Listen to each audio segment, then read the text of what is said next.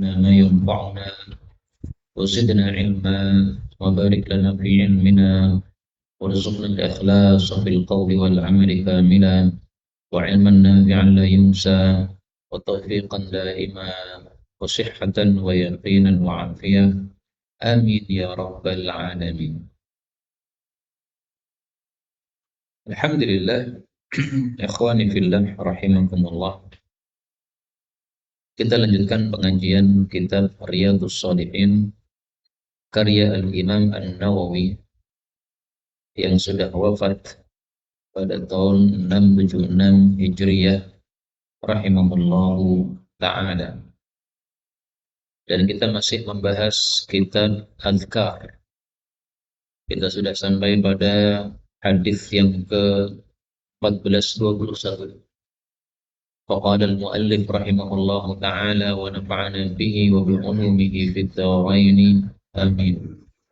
وعن سعد بن أبي وقاص رضي الله عنه.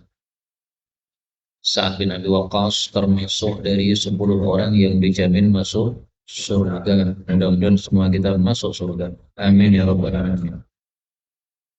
Anna Rasulullah sallallahu alaihi wasallam karena adalah biasanya yata'awwadu berlindung dubur salawati di belakang salat maksudnya salat 5 waktu berdasarkan hadis yang kemarin sudah kita baca biha ula'il kalimati dengan kalimat-kalimat ini Allahumma inni a'udhu bika minal jubni wal bukhli wa a'udhu bika min an uradda ila ardhalil umri wa a'udhu bika min fitnatid dunya wa a'udhu bika min fitnatil qabr. Ada adab di situ? Oh ya.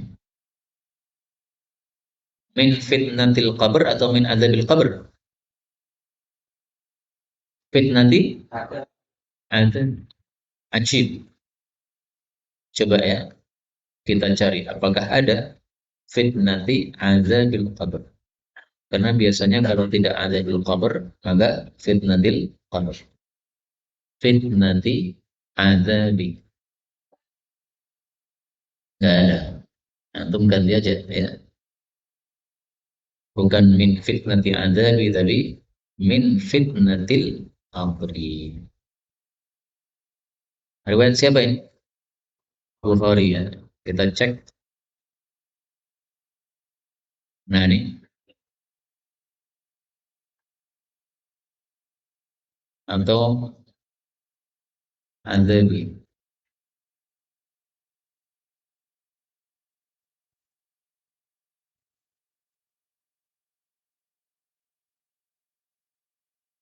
Lebih tepat yang min adzabi ya.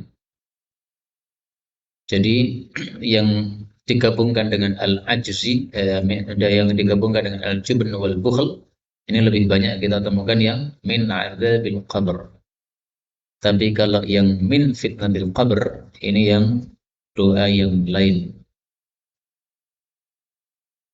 Ada juga di sini fitnatil qabr kemudian adzabil qabr. Maka kalau fitnati adzabil qabr malah kita tidak temukan. Ya antum ganti aja, ada kalanya fitnatil qabr atau ada kalanya apa? Adzabil qabr. Allahumma ya Allah inni a'udzubika sesungguhnya aku berlindung kepada Engkau minal jubn dari penakut wal bukhl dan pelit. Dua sifat ini biasanya mutalaziman, saling berkaitan. Kenapa? Karena kalau orang pelit terhadap hartanya, maka lebih pelit terhadap nyawanya, jadi penakut. Sebaliknya orang yang dermawan biasanya orangnya pemberani. Kenapa? Karena kalau dia berani menyerahkan nyawanya, maka apalagi cuma harta, udah lepas saja. Karena harta lebih murah daripada nyawa. Wa a'udzubika dan aku berlindung kepada Engkau min an uradda bahwasanya saya dikembalikan ila ardhil umur kepada usia paling rendah. Apa itu usia paling rendah? Rikun. Dalilnya dari mana? Dari Al-Qur'an. Antum bisa baca di dalam Al-Qur'an Allah Subhanahu wa taala mengatakan pada surah An-Nahl ayat 70 Wa minkum may yuraddu ila ardhil umur likai la ya'lama ba'da ilmin syai'an. Supaya dia tidak mengetahui setelah mengetahui tidak mengetahui sesuatu pun. Demikian juga pada surat Al-Hajj ayat 5. Yuraddu ila ardhil umri likai la ya'lama min ba'di ilmin syai'a. Maka yang dimaksud ardhil umur, usia paling rendah adalah pikun. Bagaimana caranya supaya kita tidak pikun? Caranya adalah menghafal Al-Quran. Taunya dari mana? Dari perkataan Ikrimah. Kamu bisa cari dalam kitab Tafsirul Jalalain. Dalam kitab Tafsirul Jalalain, kamu tulis Man qara'al Qur'an. Qala Ikrimah, berkata Ikrimah, Man qara'al Qur'an, barang siapa yang menghafal Qur'an. Qara'a maksudnya hafidh, menghafal Qur'an. Lam yasir bihadhil halah, tidak akan menjadi kondisi tersebut, yaitu ardhil umur. Innallaha alimun bitadbiri khalqihi qadirun ala ma yurid. Ini perkataan Ikrimah, bukan sabda Rasul sallallahu alaihi wasallam. Ya, mungkin dia lihat pengalaman. Ya, rata-rata orang yang hafid Quran tidak pikun. Dan ini masuk akal. Karena orang yang hafalan Quran berarti dia menggunakan terus Qurannya untuk apa? Otaknya untuk mengulang hafalan. Nah, maka ini menjaga dari kepikunan karena berkahnya Quran tersebut. Maka antum hafalkan Quran. Wa a'udzubika, dan aku berlindung kepada engkau min fitnatid dunya, dari fitnahan dunia, ujian selama hidup di dunia. Fitnah itu maksudnya ujian yang bisa menghancurkan agama, itu disebut fitnah. Wa a'udzubika min fitnatil qabr, dan aku berlindung kepada engkau dari ujian kubur. Ujian kubur maksudnya pertanyaan mungkar dan nakir. Artinya kita berlindung dari tidak bisa menjawab. Itu kalau dibaca fitnatil qabr. Kalau dibaca adzabil qabr, berlindung dari siksa kubur. Sudah jelas. Kapan membacanya? Duhuras sholawat, di belakang sholat. Di belakang sholat ini diperselisihkan oleh para ulama. Ibnu Taimiyah memilih duhuras sholawat itu adalah selesai sebelum salam. Jadi sebelum salam kamu baca doa ini. Allahumma inni a'udzubika minal jubni wal bukhli. Berarti kapan dibacanya? Ya setelah innaka hamidum majid, kemudian berlindung dari 4. Nah, tambahkan. Adapun Ibnu Hajar cenderung bahwa duhuras sholawat di belakang sholat, namanya belakang itu ya selesai sholat. Berarti selesai salam, kemudian kamu wirid, tasbih, tahmid, takbir, habis itu doa kepada Allah Subhanahu wa Ta'ala. Maka karena ada dua pendapat, antum bebas saja. Membaca sebelum salam silahkan, membaca setelah salam juga silahkan. Enaknya kita yang bukan ulama gitu. Yang penting ikut ulama selesai. 14:22. Wa an Mu'adz bin Mu'adz radhiyallahu anhu. Ini saya menulis salah ya. Saya ganti dulu.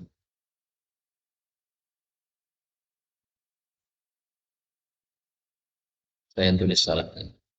Dari Mu'adz radhiyallahu anhu, anna Rasulullah sallallahu alaihi wasallam akhadha biyadihi, memegang tangan Mu'adz wa qala, dan mengatakan, ya Mu'adz, wahai Mu'adz, wallahi demi Allah, inni la uhibbuk, sungguh aku cinta kepada engkau.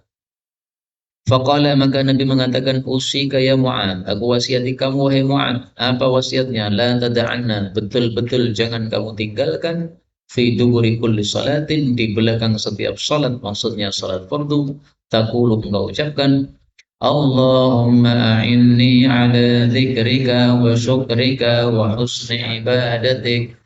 Ya Allah, tolonglah saya untuk zikir kepada Engkau, syukur kepada Engkau, bagus ibadahnya kepada Engkau.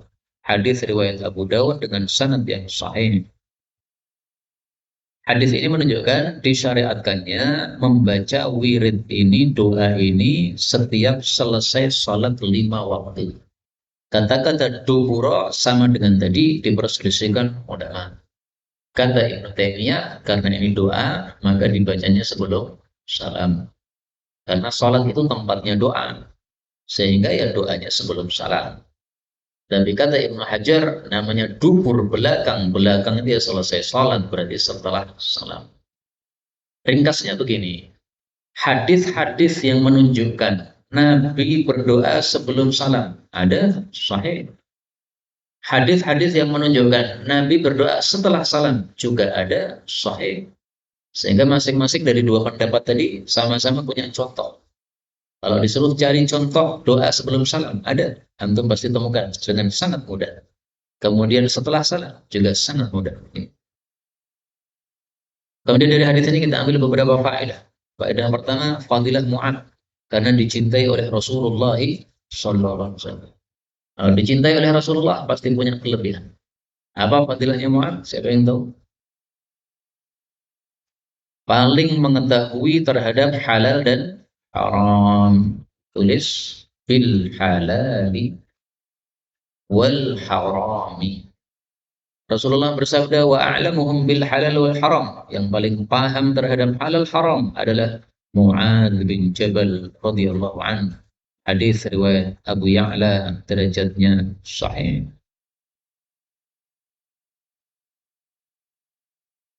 Maka Mu'adz bin Jabal ini fadilahnya dia termasuk ulama sahabat padahal usianya masih sangat muda.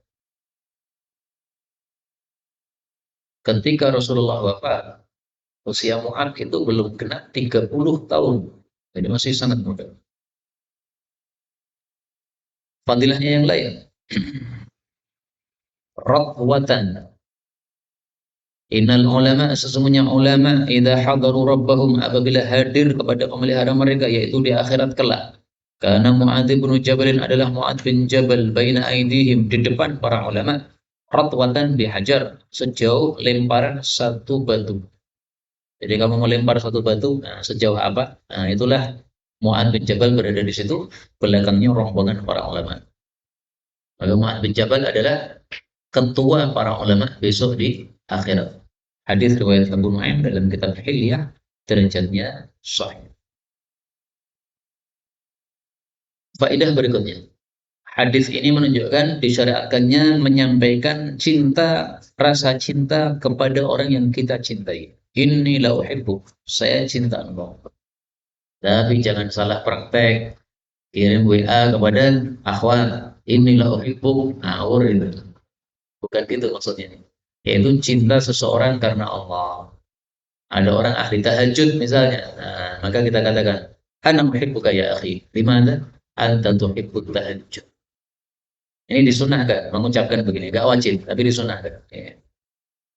Dalilnya, fal yu'lim, Rasulullah mengatakan, idza ahabba ahadukum akha. Kalau seseorang mencintai saudaranya, yaitu karena Allah, fal yu'limhu annahu yuhibbu, maka adalah dia kasih tahu kepadanya bahwa dia mencintainya. Hadis riwayat Abu Daud sahih. Ini perintah tidak wajib, tapi sunnah. Adapun kalau engkau cinta kepada seorang akhwat, jangan bilang kepada dia, tapi bilang kepada bapaknya. Wallah inni la uhibbuha, akhtubuha. Nanti kalau udah lulus ya. Sekarang jangan dulu. Faedah berikutnya. Hadis ini menunjukkan pentingnya doa ini, yaitu minta supaya jadi orang yang selalu zikir kepada Allah, selalu syukur kepada Allah, ibadah yang bagus kepada Allah. Karena diwasiatkan oleh seorang yang paling alim, yaitu Rasulullah, kepada orang yang dicintainya. Tidak mungkin doanya doa biasa, pasti doa yang sangat istimewa. Maka doa ini harus kamu baca setiap hari selesai sholat fardu atau menjelang salam. Dan doa ini disebut oleh Nabi sebagai doa sungguh-sungguh. Tajtahidu. Atau hibbuna, apakah kalian suka ayuhan nas wahai manusia, an tajtahidu, untuk sungguh-sungguh berdoa dalam doa. Kalau pengen sungguh-sungguh caranya ucapkanlah, kita baca Allahumma a'inna ala syukrika wa dzikrika wa husni ibadatik. Bedanya apa? A'inna tadi a'inni. Kemudian syukrika tadi dzikrika dulu. Hadis riwayat Hakim sahih. Maka ini menunjukkan boleh dibolak-balik, nggak ada masalah. Ya. Ini tidak sama dengan lafal adzan. Kalau lafal adzan nggak boleh dibolak-balik. Awalnya takbir, ya harus takbir dulu, jangan dibolak-balik. Tapi kalau doa seperti ini, ya nggak ada masalah dibolak-balik. Meskipun kalau kita suka dengan urutan dari Nabi itu lebih afdal. Hadis 1423. Wa an Abi Hurairah radhiyallahu anhu anna Rasulullah sallallahu alaihi wasallam qala idza tasyahada apabila telah tasyahud ahadukum salah satu kalian falyasta'in billah adalah berlindung kepada Allah min arba' dari 4 perkara. Perintah berlindung ini diperselisihkan hukumnya oleh para ulama. Menurut mayoritas ulama, hukumnya hanya sunnah. Sehingga kalau kamu sholat tanpa menutup sholat dengan doa ini, sholatnya sah. Menyelisih mereka, seorang ulama bernama Tawus. Apa artinya Tawus? Burung merah. Kenapa disebut Tawus? Karena orangnya sangat cakep, sehingga orang-orang menyebutnya Tawus. Ini ulama cakep, ini ulama Tawus. Ulama dari Yaman, muridnya Ibn Abbas. Dia berpendapat bahwa perintah ini wajib. Maka dia pernah melihat anaknya sholat tanpa membaca doa ini. Maka oleh bapaknya disuruh diulangi. Kamu ulangi sholat, kamu belum baca ini. Ini wajib. Yaqulu, yaitu mengucapkan Allahumma inni a'udzubika min adzabi jahannam wa min adzabil qabr wa min fitnatil mahya wal mamati wa min syarri fitnatil masiihid dajjal. Ya Allah, sungguh aku berlindung kepada Engkau dari siksa jahannam. Apa artinya jahannam? Yang sangat dalam. Wa min adzabil qabr, dan dari siksaan kubur, dan dari ujian hidup dan mati. Ujian hidup ketika masih hidup. Ujian mati adalah sebelum mati atau menjelang mati dan setelah mati. Maka mamat itu maksudnya qoblal mamati wa ba'dal mamat. Menjelang mati dan setelah mati. Apakah menjelang mati ada ujiannya? Ada. Sakaratul maut itu kan ujian. Maka ada orang yang tidak lulus ujian, sehingga ketika sakaratul maut tidak mengucapkan la ilaha illallah, tapi malah mengucapkan la ilaha, kemudian mati. Na'udzubillahi min syarri dzalik. Enggak lulus. Wa min syarri, dan dari keburukan fitnahan atau ujian al-masihid dajjal. Al-masih ada 2.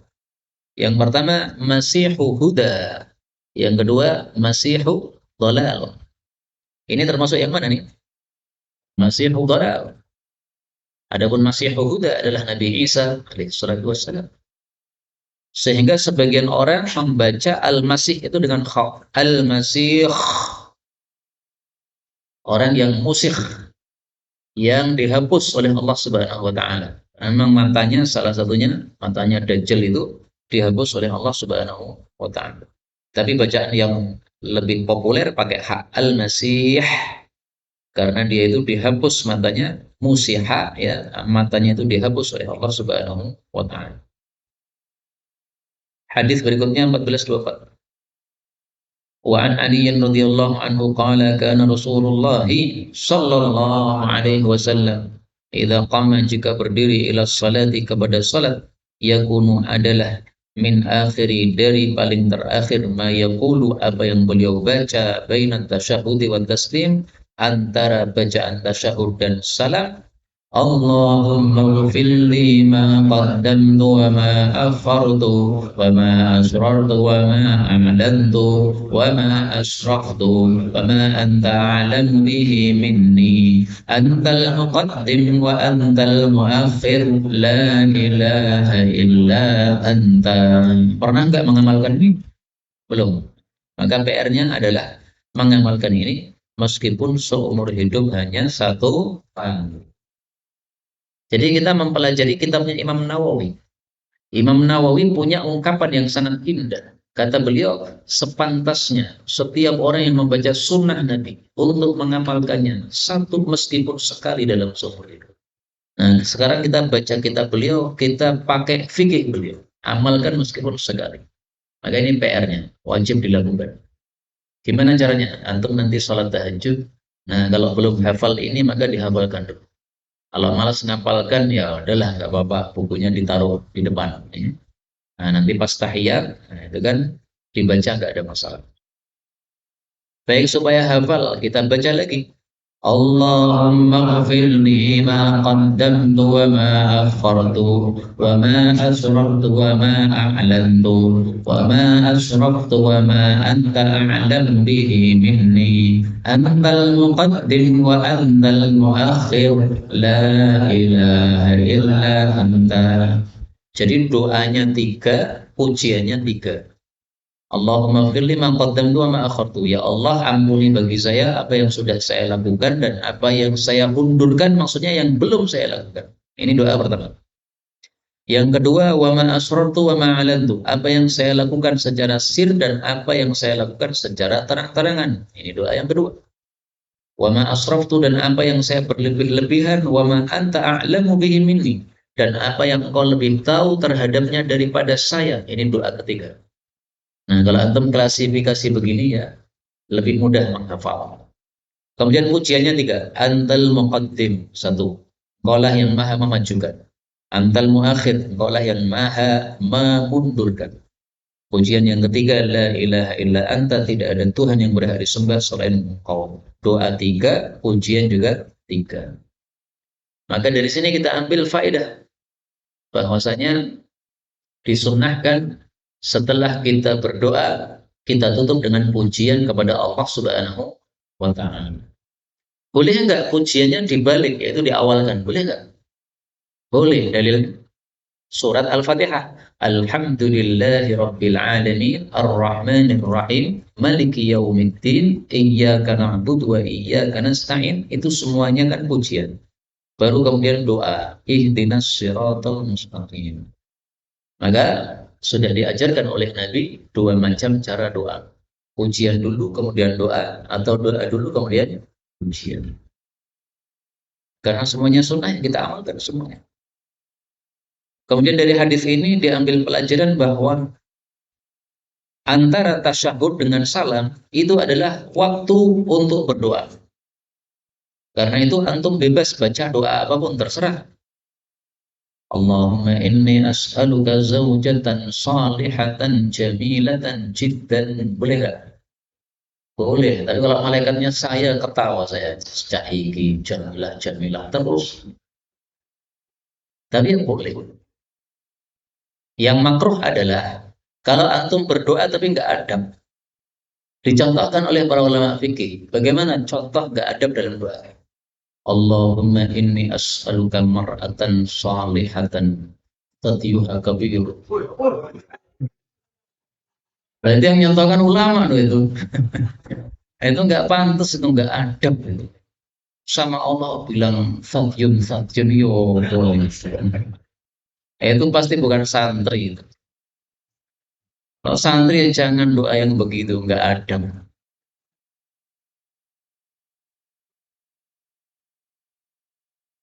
Baik.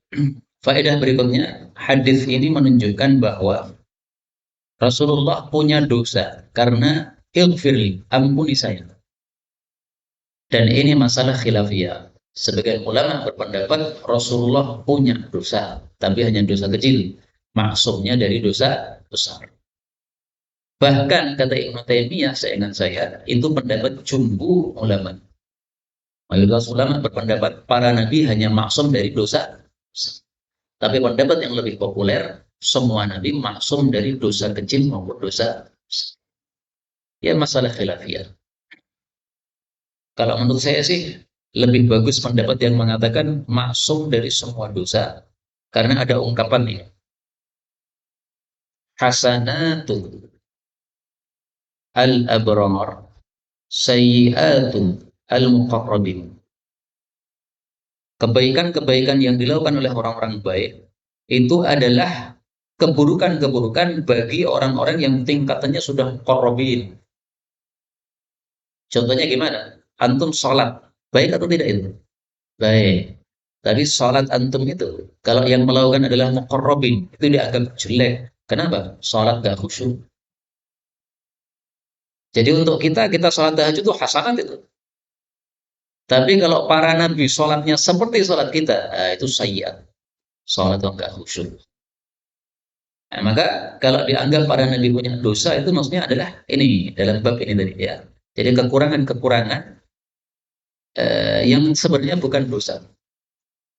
Apakah tidak khusyuk itu dosa? Enggak dosa. Kalau itu muncul sendiri loh. Bahkan Sayyidina Umar mengatakan, inilah udabbi'u jaisi wa ana fis shalah. Saya sedang sholat sambil ngatur pasukan. Karena mau ngirim pasukan ke sana, pas sholat tiba-tiba teringat. Nah, nanti habis sholat baru kemudian mengatakan kepada pasukannya, nanti kamu berangkatnya lewat jalan sana misalnya gitu. Ini muncul sendiri nggak ada masalah. Yang tidak boleh adalah kalau kita menuruti nafsu kita untuk memikirkan perkara-perkara yang lain di dalam sholat dan terus-menerus tidak kita hentikan, dia nggak boleh. Berikutnya 1425. Wa an Aisyah radhiyallahu anha qalat kana an-nabiy sallallahu alaihi wasallam yukthiru membanyakkan ayyakula mengucapkan fi ruku'ihi dalam rukuknya wa sujudihi dan dalam sujudnya subhanakallahumma rabbana wa bihamdik Allahumma ighfirli. Ini contoh memuji dulu baru doa. Maha suci engkau ya Allah wahai Rabb kami, dan dengan memujimu ya Allah ampunilah saya. Muji dulu baru doa. Hadis ini menunjukkan bahwa wirid rukuk dan sujud sama atau beda? Sama persis. Maka wirid rukuk sujud itu ada dua macam. Ada yang disamakan antara rukuk dan sujudnya, ada yang dibedakan antara rukuk dengan sujud. Nah, ini contoh yang disamakan. Kenapa Rasulullah mengucapkan doa ini ketika rukuk dan sujud? Dalam hadis yang lebih lengkap disebutkan bahwa Nabi itu mengamalkan perintah Quran. Lafalnya yata'awwalul Quran. Rasulullah ketika rukuk sujud membaca subhanakallahumma rabbana bihamdika allahumma ighfirli yata'awwalu karena mengamalkan Al-Qur'an, isi Quran. Kira-kira Quran surat apa nih? Surat An-Nasr. Idza jaa nasrullah wal fath sampai akhir fasabbih bihamdi rabbika wastaghfir. Jadi setelah turun surat An-Nasr, maka Rasulullah rukuk sujudnya baca ini. Sebelum-sebelumnya beliau enggak baca ini. Sebelum-sebelumnya baca apa? Nah, hadis yang lainnya nih. Hadis 1426. Wa anha radhiyallahu anha anna Rasulullah sallallahu alaihi wasallam kana yaqul, biasanya mengucapkan fi ruku'ihi wa sujudihi, pada rukuk dan sujud, subuhun quddusun rabbul malaikati war ruh.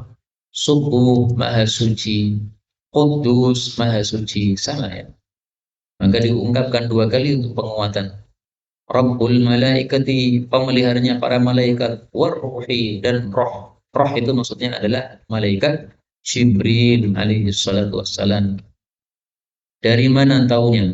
Dari Al-Quran. Allah mengatakan, Qul nazzalahu ruhul qudus. Surat An-Nahl ayat 102. Katakanlah telah menurunkan Quran Ruhul Qudus. Berarti nama lain dari malaikat Jibril adalah Ruhul Qudus atau Ar-Ruh. Meskipun ada khilaf di antara para ulama. Ada yang mengatakan ruh ini roh-roh nyawa itu.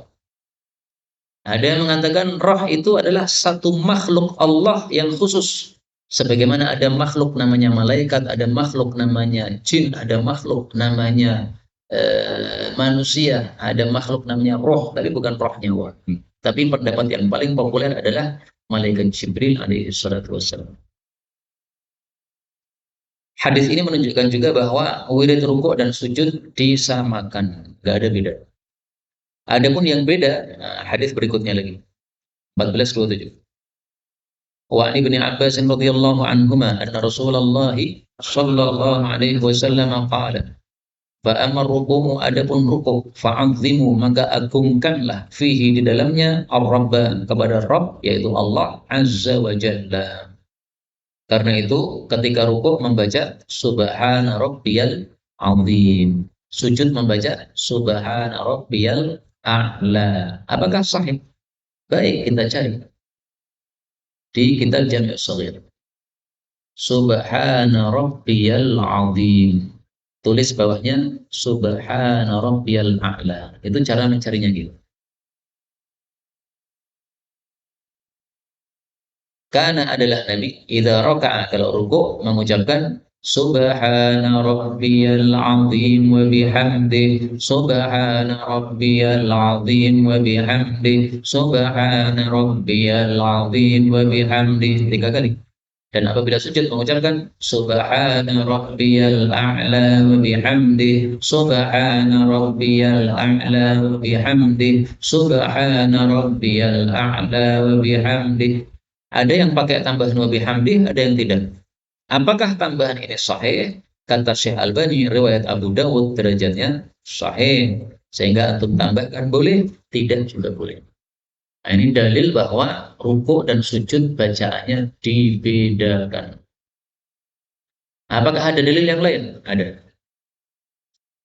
Pada kitab Kutubus Sittah, tulis fi sujudikum.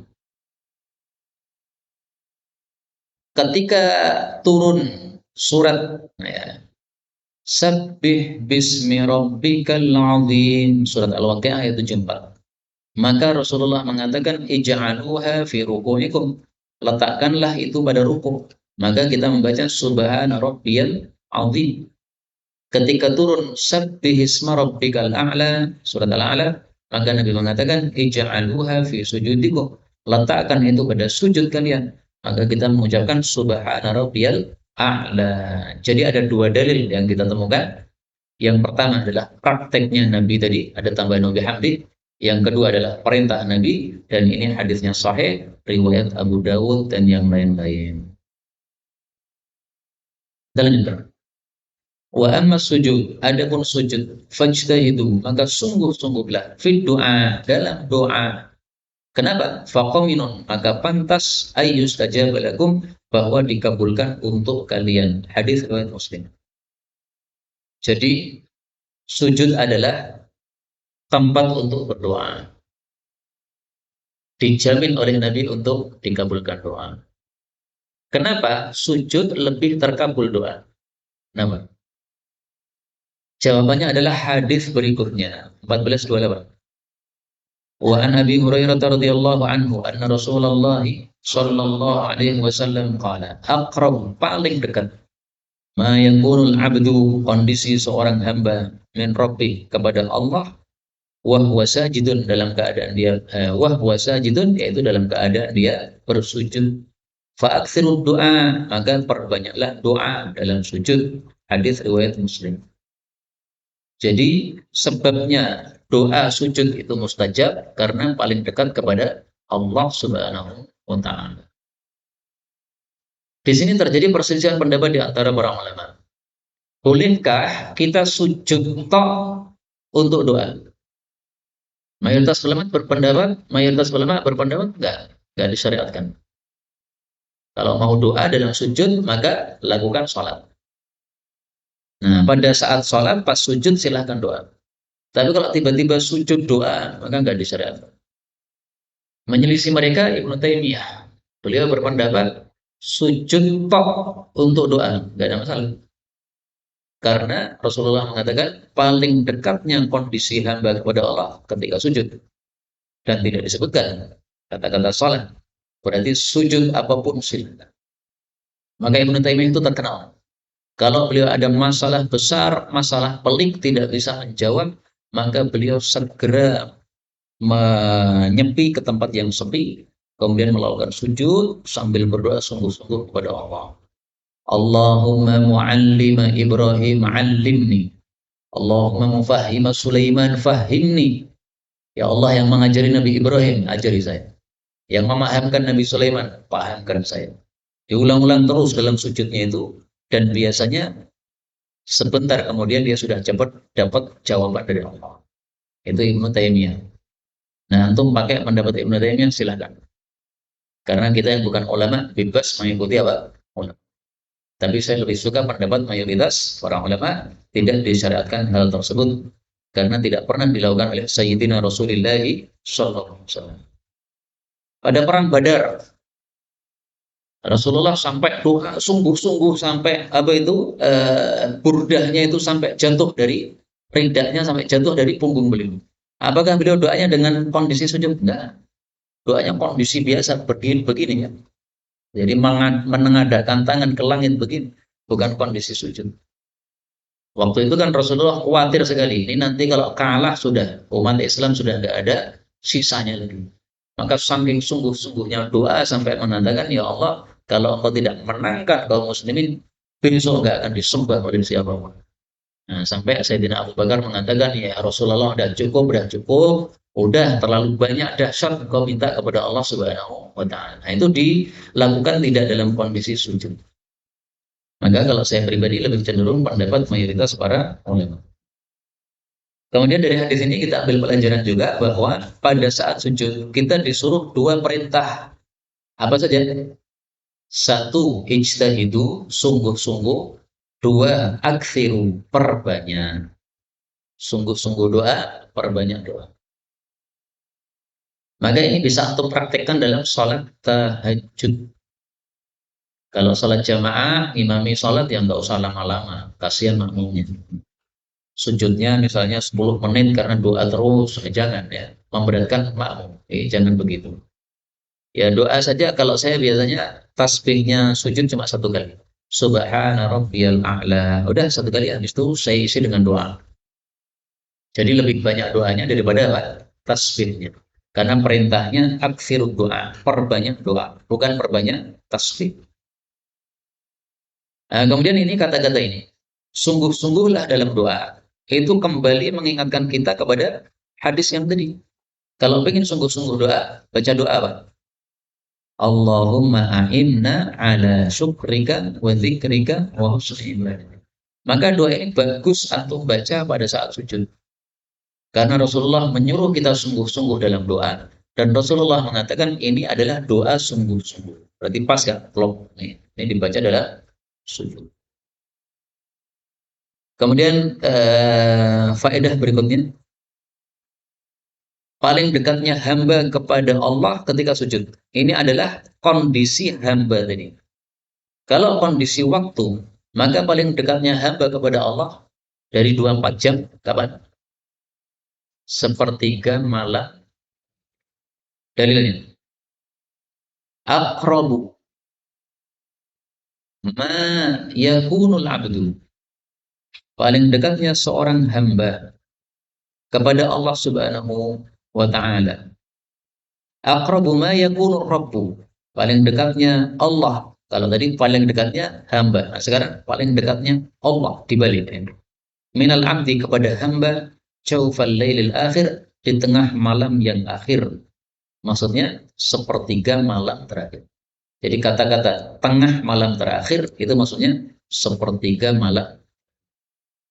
Fa in istata'ta an takuna mimman yadhkurullah, kalau kamu mampu termasuk orang yang zikir kepada Allah fi tilka sa'ah, pada sepertiga terakhir tadi, fakun, maka jadilah engkau. Nah, ini hadis riwayat Nasai sahih. Jadi paling dekatnya hamba kepada Allah sujud. Sekarang paling dekatnya Allah kepada hamba sepertiga malam terakhir. Hadis riwayat Tirmidzi, Nasai dan Hakim. Karena itu PR-nya adalah kalau antum sholat tahajud, maka gunakan kesempatan sujud untuk doa yang sungguh-sungguh. Karena dua kedekatan berkumpul. Pas sujud, antum sangat dekat sama Allah. Sepertiga malam terakhir pas tahajud, Allah sangat dekat kepada. Ini digabungkan, sangat kuat doanya, sangat mustajab doanya. Saya teringat seorang teman saya bercerita. Dia punya istri, istrinya kadang-kadang rewelnya bukan main. Kalau dia menghadapi istrinya yang sangat rewel, tidak bisa diatur, dia sudah angkat tangan, maka biasanya kata dia, saya akan sholat tahajud dan saya akan sungguh-sungguh doa sama Allah. Kata dia, begitu saya melakukan itu, selalu paginya sudah berubah drastis istrinya. Jadi lemah lembut, seperti orang disihir gitu. Kemarinnya apa? Keras gitu. Begitu dia tahajud kemudian doa sungguh-sungguh sama Allah, maka paginya sudah berubah total katanya. Dan itu tidak dilakukan hanya satu kali, tapi berkali-kali. Karena dia sudah pengalaman. Ini istri saya ini orangnya Masya Allah. Tapi sudah terlanjur menikahinya. Mau dicerai juga gimana, anaknya sudah banyak. Udah sabar aja lah. Pokoknya kalau nggak bisa ngatasi, laporkan kepada yang menciptakan. Ya Allah, ini hambamu yang menciptakan engkau. Urusi ya Allah. Kalau nggak bisa lagi udah enak kan? Maka termasuk Ustadz kalau pusing ngurusi santri gitu caranya. Ya Allah, ini fotonya dikasih. Ya Allah, ini yang menciptakan kamu, ya Allah. Engkau ya Allah yang dengan semua umat kula ya Allah. Pun panjenengan ngurusin terserah. Nah, Allah itu maha kasih sayang. Kalau Allahnya saya, mungkin langsung saya jemput nyawanya aja. Ini santri nakal cabut aja nyawanya. Dan mati, dan rampok. Tapi Allah tidak begitu, maha sayang. Ini pengalaman satu teman. Pengalaman teman yang lain. Dia ikut program tahfidz Quran 1 bulan selesai. Ternyata dia baru 30 hari kalau nggak salah sudah selesai. Berarti 1 harinya setor 1 juz. Maka saya tanya, pengalaman apa yang paling unik ketika antum di karantina 30 hari? Dia mengatakan, pengalaman saya yang paling menarik bagi saya adalah setiap kali ada satu halaman yang susah saya hafal, maka saya langsung tutup. Sudah saya nggak bisa ngatasi halaman ini susah. Maka saya sholat 2 rakaat, kemudian doa sama Allah sambil nangis. Kata dia, kalau saya sudah doa sambil netes-netes air mata, maka membaca halaman yang susah tadi seperti membaca Fatihah. Buang pak bukan main. Itu kata beliau pengalaman paling menarik selama karantina 30 hari. Mestinya 40 hari, tapi dikurting oleh Allah jadi 30 hari. Ini 2 pengalaman teman saya yang saya tidak mungkin mendustakan cerita mereka karena semuanya adalah para ustaz. Ini pengalaman menarik yang antum bisa ambil pelajaran darinya. Inilah kaum muslimin rahimani wa rahimakumullah yang dapat kita pelajari dari hadis-hadis ini. Insya Allah hadis berikutnya akan kita baca pada waktu yang akan datang apabila Allah menghendaki. Wallahu a'lam bishawab. Benarnya dari Allah. Kalaupun ada salahnya, fa astaghfirullahaladzim. Walakum walhamdulillahi rabbil alamin. Kalau ada soal jawab dipersilakan.